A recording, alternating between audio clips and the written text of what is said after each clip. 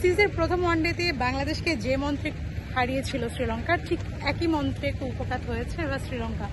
Bangladesh toss জিতে batting নিয়েছে এবং এই প্রেমাদশায় সবচেয়ে স্পষ্ট কথা হচ্ছে, আপনার পুঁজি যদি মাঝারিও হয় নো প্রবলেম, যদি আপনি টস জিতেন এবং ব্যাটিং নেন, পরবর্তীতে বোলিং যারা করবে তাদের স্পিনাররা ভালো সুবিধা পাবে।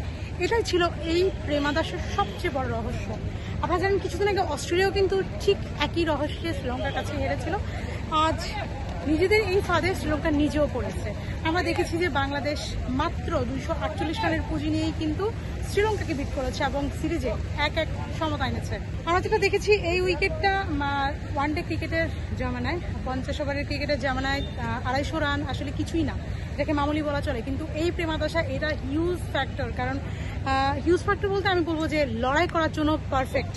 আপনি যদি স্পিনার থাকে, আপনার লড়াই করার শক্তি থাকে, বোলিং স্ট্রেংথ ভালো থাকে, তাহলে আপনি এই 250 রান অথবা 250-র আশেপাশে রান নিয়েই কিন্তু লড়াই করতে পারবেন, যেটা লাস্ট ম্যাচে শ্রীলঙ্কা করেছে এবং এই ম্যাচে কিন্তু বাংলাদেশও করেছে।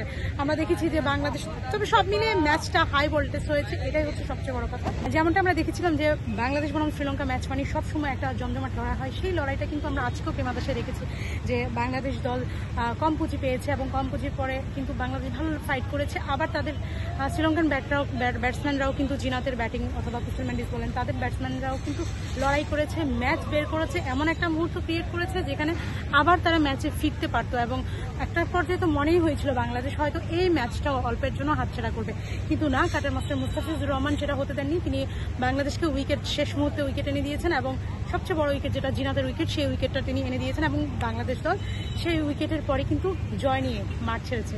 আমরা দেখেছি আজকে বাংলাদেশের ক্যাচ মিস হয়েছে, অনেক এক্সাইটমেন্ট মুহূর্তের কারণে বাংলাদেশ অনেক কিছু মিস করেছে, কিন্তু end of the day Bangladesh জিতেছে। এই মুহূর্তে ড্রেসিং রুমে এটাই সবচেয়ে বড় খবর, বাংলাদেশ জিতেছে। কারণ শেষ একটি জয়ের জন্য বাংলাদেশ খুব মরিয়া ছিল, জয় আসছিল না, বাংলাদেশের বাহিরে কথা হচ্ছিল, ভেতরে কথা হচ্ছিল, নানা সমালোচনায় বিদ্ধ হয়েছিল বাংলাদেশ। সেই বাংলাদেশ কিন্তু আজ জয় ফিরেছে এবং সিরিজের শেষ ম্যাচে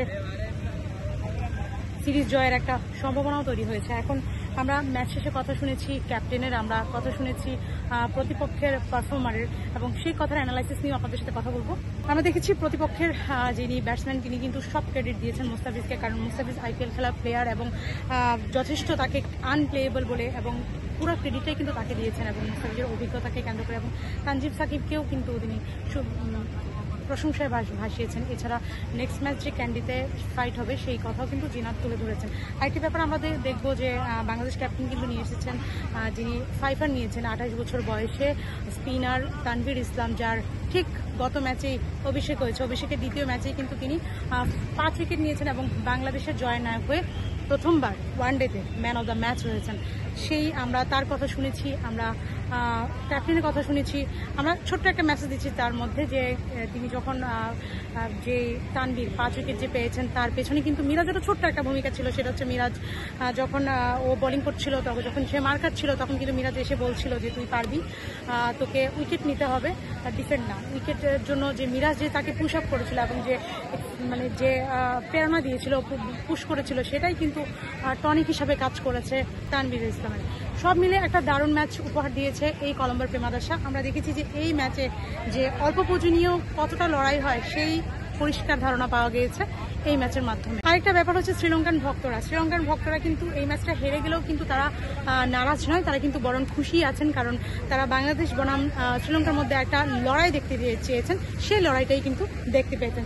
সব মিলে দারুণ একটা লড়াই হয়েছে এই কলম্বোর প্রেমাদশায়। নেক্সট ম্যাচে পারলে গেলে তো সে তেমন লড়াই হবে, সেটাই প্রত্যাশা ভক্তদের, সেটাই প্রত্যাশা পুরো বাংলাদেশের। কলম্বো থেকে হিমু আক্তার, দেশকাল নিউজ।